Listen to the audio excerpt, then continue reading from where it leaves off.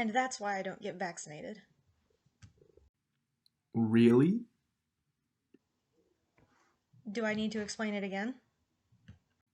Please, don't. They don't work because I still get sick. Hey, Karen, you don't think vaccines work? Jenny, and no, they don't. As I was saying, I still get sick. Well, Debbie, would you like to know how they work? Jenny, and not particularly. I just need an example. Hey, can I use you? No? Cool. Follow me, Becky. That's not my name. Can I have a normal day, please? Are we? Inside Jonas's blood vessels. How are we breathing? We're not really. It's a visual aid the writers wanted to use. So first, do you know what a virus is? Something that makes us sick? Well, yes, but actually no. At least, not all the time. Simply, a virus is a small particle that uses cellular machinery to make more viruses. Like a burglar? Well, more like a mob boss recruiting underlings. In that sense, the immune system is like a police department, just without the donuts. Now, it's the immune system's job to catch pathogens, including viruses, and eliminate them. Like a police department, there are multiple divisions. First, there's the innate division, a type of innate immune cell called macrophage will routinely travel the vessels of the body searching for pathogens like cops on patrol. When they find something, they'll attack and attempt to kill the pathogen. Cops don't just attack people. Well, virus lives don't matter here. Anyway, they'll attempt to destroy the pathogen using phagocytosis or eating the pathogen. Gross. Nature is beautiful. That pathogen will then be broken down into antigens, or little pieces that the immune system can recognize, sort of like fingerprints. This is where we get to the adaptive division. These antigens are then taken up by dendritic cells and presented to the T cells.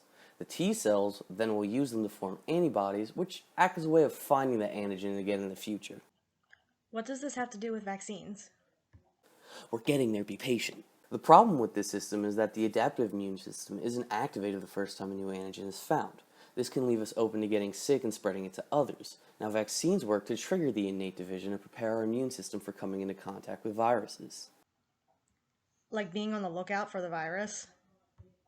Bingo! Now, there are multiple types of vaccines to use, so let me show you.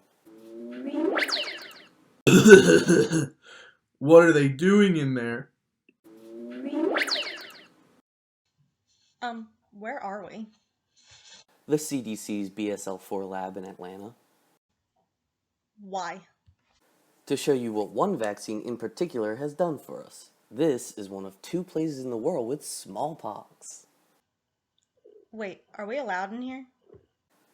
Oh no, this is highly illegal, so shush and let me talk. Smallpox has been with us for our entire history, and yet now it's a thing of the past. Why? I thought you didn't want me to talk. Because we eradicated it with a vaccine, an attenuated one. What is an attenuated vaccine? That is a vaccine type, one of several. In attenuated vaccines, a live virus is injected into the bloodstream. So we're deliberately being infected? Let me finish.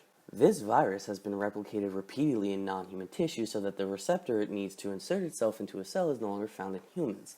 That virus is much less likely to make you sick, but will induce a response from your immune system, meaning your immune system is alerted to what the virus looks like and will be ready if you're exposed again.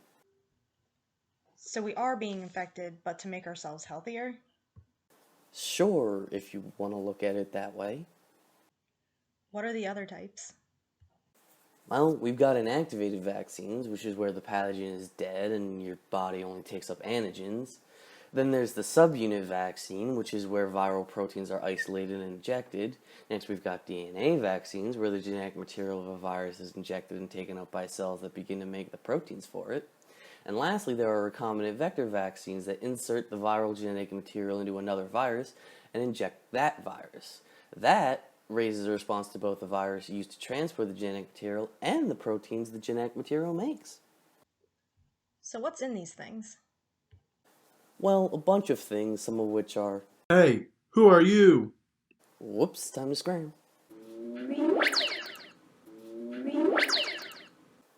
Well, that was close. Where are we now? My lab. Now, as I was saying before I was rudely interrupted, Where is this? Are we underground? What is all this stuff? don't touch anything. Now, there are a few components of a vaccine. The first is an adjuvant, which boosts an immune response to produce more antibodies, and that'll make each vaccine more potent.